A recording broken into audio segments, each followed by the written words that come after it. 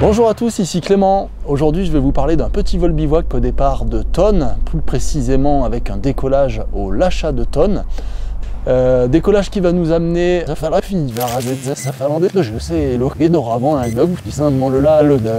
et qui va nous faire poser au pied de la pointe d'Areux sur un petit mamelon herbeux sur lequel on va pouvoir s'installer, poser la tente ou dormir à la belle étoile d'ailleurs, tout est possible.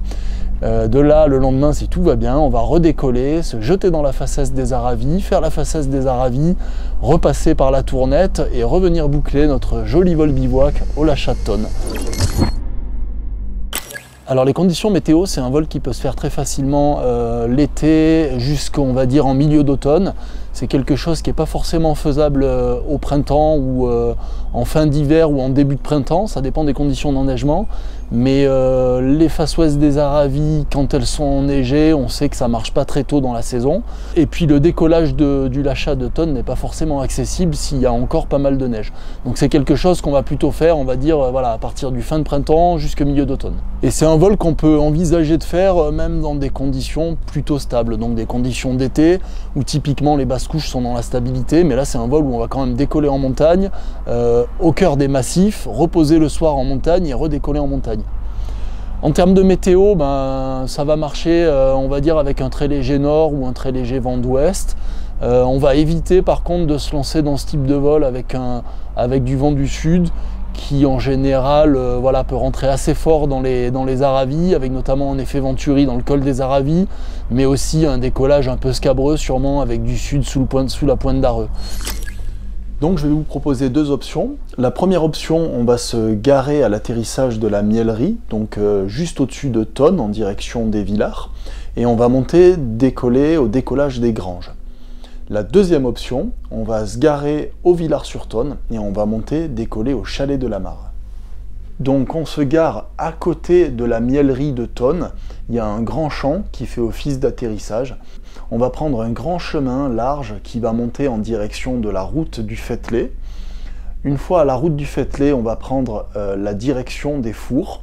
Donc là, c'est encore à nouveau un chemin qui est praticable en 4x4, qui va monter jusqu'aux alpages et au lieu-dit des Fours. De là, on va continuer en direction de la crête du Lachat de Tonne. À partir de là, on passe sur un petit sentier, un peu plus raide, donc on va un petit peu plus dur dans le dénivelé, et on va monter gentiment en faisant des zigzags jusqu'à rejoindre la ligne de crête. Une fois sur la ligne de crête, on va tirer à droite, on va passer devant quelques granges, quelques chalets d'alpage, on va continuer un petit peu plus loin jusqu'à arriver au décollage des granges qui est sur l'arête et qui est orienté sud-est. Deuxième option, c'est le décollage dit du Chalet de la Mare. Vous allez laisser votre voiture au village des Villars, vous allez monter sur la route, trouver très facilement le chemin qui part, c'est tout indiqué vers la direction des Chalets de la Mare. Il y a un petit peu moins de dénivelé, il faut compter à peu près 600 mètres de dénivelé. Vous allez monter, à la fin ce sont des alpages assez raides. On arrive sur un petit replat sur lequel il y a une mare, d'où le nom du décollage, les Chalets de la Mare. Alors j'ai choisi de vous parler de ce vol bivouac pour plusieurs raisons. La première raison, c'est que le décollage est à côté de la maison. C'est quelque chose que je fais souvent au départ de la maison pour faire un petit vol rando ou autre, ou un vol bivouac. Et la deuxième raison, c'est parce que ce vol, il est facilement modulable. On peut facilement rallonger des branches, faire un petit crochet en plus, que ce soit le premier jour ou le deuxième jour, en fonction de la qualité des conditions météo. Vous verrez, si vous avez la chance de chevaucher les Aravis en aller-retour, qu'il y a plein d'autres endroits qui sont très tentants pour se poser et passer la nuit. Donc voilà, moi si j'ai choisi cet endroit du Mamelon sous la pointe d'Areux, il y a une particularité, c'est qu'il nous permet de redécoller et de glisser directement dans la face est des Aravis. Ce qui est possible finalement à assez peu d'endroits dans les Aravis. Donc vous pouvez poser à peu près partout dans les Aravis, il y a plein d'endroits. Par contre, suivant où vous posez, le lendemain, vous serez obligé de redécoller sur les faces ouest et d'attendre que les faces ouest s'allument. Par contre, si vous reposez sous la pointe d'Areux, à l'endroit précis qu'on va vous indiquer sur la carte, vous pourrez redécoller directement dans la face est et donc faire plus de vols le deuxième jour. On va parler des régimes de brise dans le secteur. Donc on a la brise qui va remonter la vallée de Tonne, on a la brise qui va remonter la vallée du Petit Bornand qui peut être assez soutenue. Dans les Aravis, on n'a pas de brise particulière, on va plutôt être assujetti au vent météo. Sauf dans le nord des Aravis, quand on se rapproche de la pointe d'Areux et des chalets de Vormy, où on va être sous influence de la brise de Cluse, donc qui arrive de la plaine et qui va vers Cluse, vers Salanches, où la brise va remonter en direction de Rome-sur-Cluse. Donc la brise qui remonte la vallée de Tonne, donc elle arrive depuis Annecy, elle passe à Tonne, il y a un verrou très marqué au niveau de la Via Ferrata, dans lequel la brise est assez soutenue, qui peut passer les 30 ou 40 km/h dans l'été. Ensuite, la brise, elle part à droite, on va dire vers le sud, en direction du col du Marais, et elle remonte à gauche vers le nord-est, on va dire, en direction de Saint-Jean-de-Sixte, et ensuite de la Clusaz et du Grand Bornand. Donc, entre Tonne et Saint-Jean-de-Sixte, on a la brise qui peut atteindre 30 km/h, elle peut être renforcée par le vent du nord et même dépasser les 30 km/h dans certaines conditions. Donc il faut quand même se méfier un petit peu de cette brise. Si les plafonds sont bas et que la masse d'air est assez instable, ça peut tirer assez fort. Il y a la brise qui va arriver du Petit Bornand, elle va venir en conflit avec la brise qui arrive de Tonne. Ça va générer une confluence qui est en général située entre l'Intermarché de Villars-sur-Tonne et Saint-Jean-de-Sixte et qui se déplace suivant les forces de chacune des brises respectives. C'est un bel outil cette confluence parce qu'elle nous permet souvent de rentrer tard par les faces est du Lachat de Tonne. Donc c'est assez magique parce que ça permet de rentrer des fois à 19 h dans les faces est du Lachat de Tonne et on se retrouve à enrouler les faces est à 19 h, sauf que souvent voilà, c'est pas du thermique qu'on enroule mais c'est la confluence des deux brises que je viens de citer qui se matérialise très souvent par un joli petit cumulus. Quelques mots sur la brise de Cluse, c'est une constante, elle est là tout le temps, dès qu'il y a un peu d'ensoleillement, dès qu'il y a un peu de thermique. Elle est alimentée, je pense, par tout le massif du Mont Blanc, donc qui tire toute la journée. Elle est accentuée par un verrou très marqué entre les Aravis et le massif des Fises. Donc le verrou de Salanches, dans lequel la brise peut être très très forte. C'est un endroit qui n'est pas posable et dans lequel on va éviter de s'aventurer assez bas. Particularité, si on vous parle de cette brise, c'est que dans le nord des Aravis, quand on s'approche de la pointe d'Areux, la brise de Cluse va remonter assez haut, jusqu'à demi-mètre d'altitude par exemple, et elle va remonter en direction de Rome-sur-Cluse, voire un peu plus haut, et elle va du coup nous influencer par exemple possiblement dans le posé à la pointe d'Areux. Il y a des chances qu'on soit amené à poser du sud vers le nord pour être plus ou moins face à la brise de Cluse. Donc le décollage des Granges, c'est le décollage idéal, c'est le décollage le plus haut des deux options que je vous propose. C'est aussi l'endroit le plus facile pour trouver le premier thermique, puisqu'on décolle vraiment à côté des falaises qui donnent le thermique classique, la pompe à couillon. Le décollage est plutôt raide, il n'est pas très long, mais il est quand même assez confortable. Il est orienté sud-est, il prend le soleil très tôt.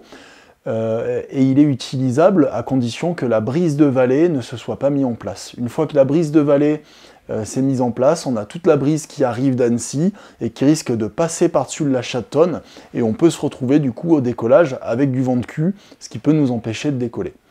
Le deuxième décollage, donc le décollage des chalets de la Mare, c'est un décollage qui va être plus adapté si on est un petit peu plus tard dans le timing. Il est un petit peu plus en amont sur le Lachat de Tonne, il est plus protégé de la brise et il va nous permettre de décoller plus tard que ce qu'on aurait pu décoller au décollage des Granges. Alors pour le vol, un t-shirt sec avant de décoller, histoire de ne pas se cailler en l'air. On a souvent des très beaux plafonds dans les Aravis et dans les bornes au niveau du Jalouvre, donc on part prêt à faire des miracles. Décollage au Lachat de Tonne, que ce soit au décollage des Fours ou au décollage du chalet de la Mare, la première chose, on va vraiment assurer un premier plein au niveau du Lachat de Tonne. On va passer au-dessus du Lachat de Tonne et on va vraiment prendre tout ce qu'on peut en termes d'altitude. Le premier thermique, souvent, il risque d'être assez teigneux. On va être au niveau du relief. On a quand même des grandes falaises qui sont assez généreuses. Donc on s'applique bien dans ce premier thermique pour se mettre en jambe. On sort bien au-dessus du niveau de la crête du Lachat de Tonne. Et puis après, ce sera beaucoup plus confortable une fois qu'on sera au-dessus des crêtes et qu'on pourra remonter en cheminement en direction du Grand Bornand. Mais il ne faut pas lâcher ce premier thermique en se disant je vais trouver mieux ailleurs ou il est un peu fort, je m'en vais, je remonte vers le nord à mi-pente et je trouverai mieux plus haut. Parce que vraiment le thermique il est là, il est au niveau de ses décollages et si vous le ratez, c'est pas dit que vous en trouviez un mieux par la suite. Donc on va longer le Lachat de Tonne, on va remonter la montagne en direction du Grand Bornand, on va transiter au-dessus de la petite vallée qui mène au Petit Bornand, la vallée d'Entremont. On va venir raccrocher soit sur le pic de Charmieux si on n'était pas très haut. Si on était suffisamment haut, on va directement aller taper le Roc des Tours, qui est une montagne magique qui marche très très bien, dont on sort très facilement. On va ressortir en thermique ici, suivant l'altitude du plafond au Roc des Tours. Si on est suffisamment haut, on va directement transiter vers les Arces. On va ressortir en thermique pour raccrocher le Lachat du Grand Bornand. Lachat du Grand Bornand, on va faire un gros plein, on va prendre le maximum qu'on peut, toute l'altitude possible pour transiter vers la face ouest des Aravis. On va raccrocher la face ouest des Aravis pour les remonter vers le nord en direction de la Pointe d'Arreux.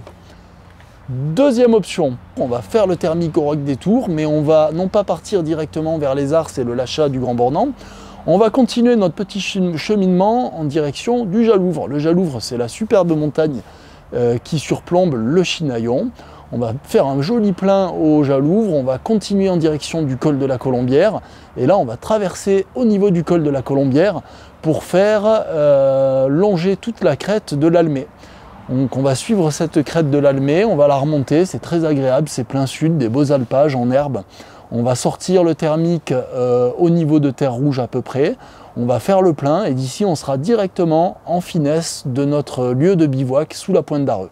Donc une des raisons pour lesquelles j'ai choisi cette proposition de vol bivouac, c'est que quand vous arrivez aux Aravis, que vous raccrochez la face ouest, que ce soit en arrivant du Lachat du Grand Bornand ou en arrivant de la crête de l'Almé qui est juste derrière, si on est encore un petit peu tôt et qu'on a le goût et que les conditions le permettent, on peut très facilement partir vers le sud des Aravis et se faire un superbe aller-retour sur la face ouest des Aravis en attendant que ce soit l'heure de poser. Donc on peut faire cet aller-retour jusqu'au col des Aravis, voire on peut traverser le col des Aravis et faire l'aller-retour jusqu'à la face ouest du Charlin. Donc on peut facilement rajouter 30 km à notre vol bivouac du premier jour avant de venir poser le campement sous la Pointe d'Arreux. La repose au déco que je vais vous indiquer sous la Pointe d'Arreux, c'est peut-être voilà, le passage un peu technique de ce vol-là.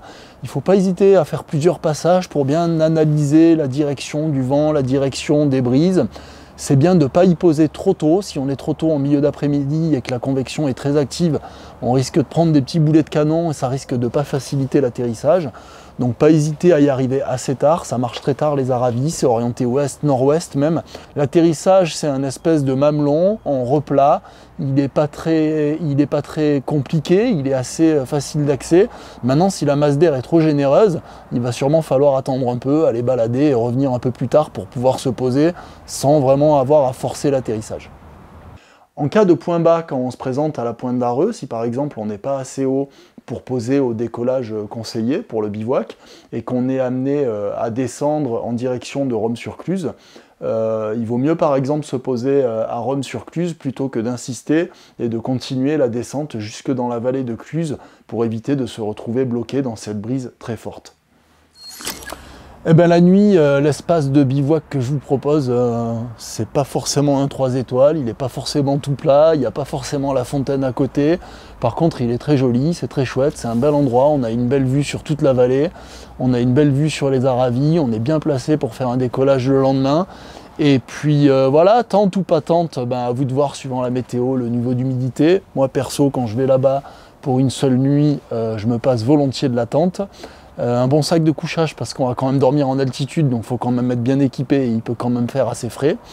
Et puis c'est tout, enjoy! Le lendemain matin, donc comme je le disais, on a deux possibilités, c'est que soit on fait la grasse mat, on prend son temps, on fait une petite balade, on attend que les faces ouest s'allument et on redécolle tranquillement côté ouest en espérant, en attendant que la convection se mette en place sur la face ouest des Aravis.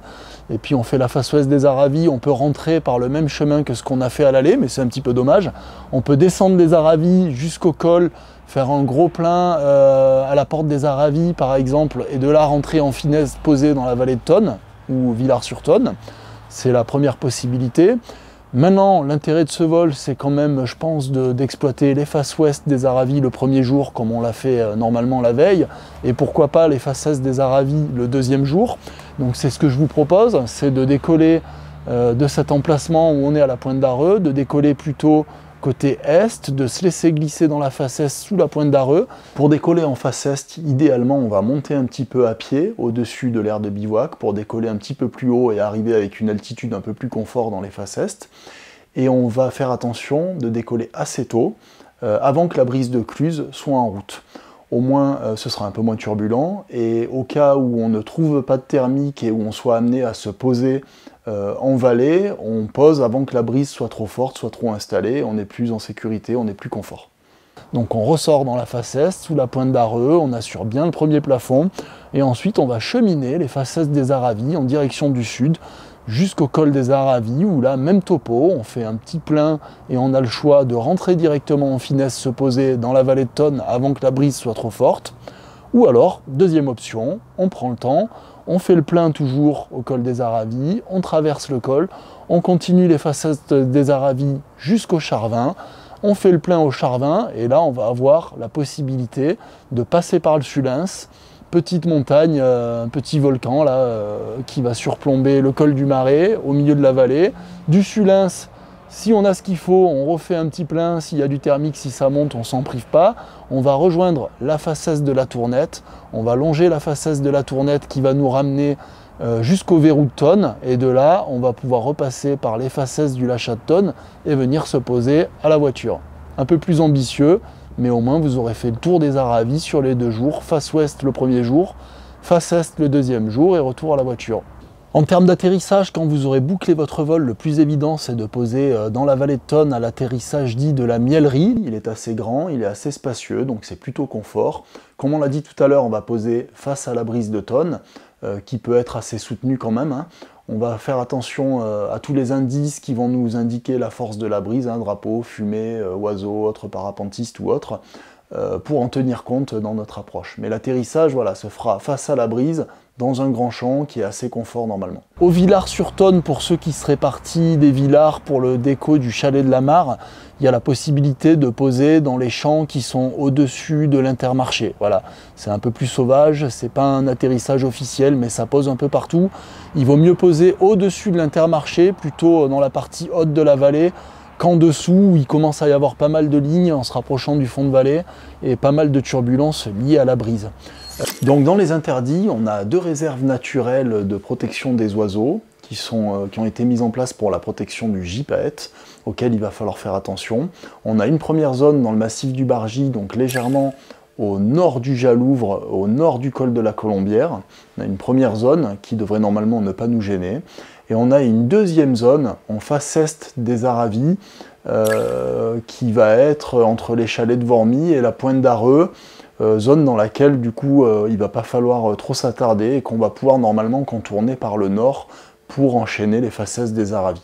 Et puis dans les pièges, il y a cette fameuse brise de Tonne qui peut être assez forte et qui peut compliquer l'atterrissage, donc il faut l'avoir en tête, il faut en tenir compte. Si vous êtes amené à poser au Grand Bornand, il faut éviter l'été de poser à l'atterrissage de la patinoire, qui est un peu turbulent parce qu'il est dans un croisement de vallées, il prend un petit peu la brise de Tonne, la brise du Petit Bornand, donc il vaut mieux poser un peu plus haut dans la vallée à l'atterrissage officiel qui remonte dans la vallée du Boucher. Ce sera moins turbulent, ce sera plus facile. Mais le mieux, c'est de ne pas poser au Grand Bornand, c'est de poser à la pointe d'Arreux. Dans les pièges aussi, il y a les champs qui sont pas toujours fauchés, donc il faut poser à la bonne période et s'assurer de ne pas poser dans un champ qui n'est pas encore fauché, au risque de découvrir vraiment l'accueil au Savoyard, voire l'accueil bornandin, qui est quand même mondialement connu. Pour les costauds qui se sentiraient de monter au Lachat de Tonne, les quelques petites centaines de mètres de dénivelé pour aller jusqu'au déco, ils n'ont pas forcément besoin de matériel très léger, puisque normalement c'est la seule montée à pied qu'on fait. C'est le premier jour jusqu'au décollage, puis de là où on pose à la pointe d'Arreux, on peut redécoller très facilement des 2 côtés et rentrer assez facilement en vol, sans normalement avoir besoin de remonter. Donc pas nécessairement se concentrer sur le matériel light, et pas nécessairement besoin d'un cocon et d'un équipement ultra perfectionné, puisqu'on parle de 25 km le premier jour, qui peuvent être allongés à 55-60 km si on veut faire un petit aller-retour en rab sur les Aravis et que les conditions sont bonnes. Et on parle de pareil 25 km le deuxième jour qui peuvent être allongés à 50 si on fait un peu de rab jusqu'à la Tournette. Donc on n'a pas besoin non plus d'être équipé comme un Warrior. Prenez suffisamment d'eau parce qu'il n'y a pas trop de sources dans les Aravis, en tout cas sous la pointe d'Areux je n'en connais pas, sauf s'il reste de la neige en face ouest dans les combes et avec un bon réchaud on peut la faire fondre. Mais je pense que voilà, si on fait le vol tard dans l'été, il vaut mieux partir avec suffisamment d'eau pour être autonome les 2 jours. Le col de la Colombière en stop se fait très bien pour rentrer à la voiture, hein. Moyennant 2 ou 3 jours de patience, ça rentre facilement. Prenez un appareil photo, c'est très beau les Aravis, et puis pour faire vraiment local et être dans l'esprit, partir avec un reblochon bien frais au fond du sac pour manger le soir sur le lieu du bivouac. Bon, j'espère qu'on ne sera pas trop nombreux sous la pointe d'Areux, qu'on va pas se retrouver là-haut à 15, hein, parce qu'il n'y a pas non plus trop de place là-haut, donc soyez sympas, venez pas le même jour que moi.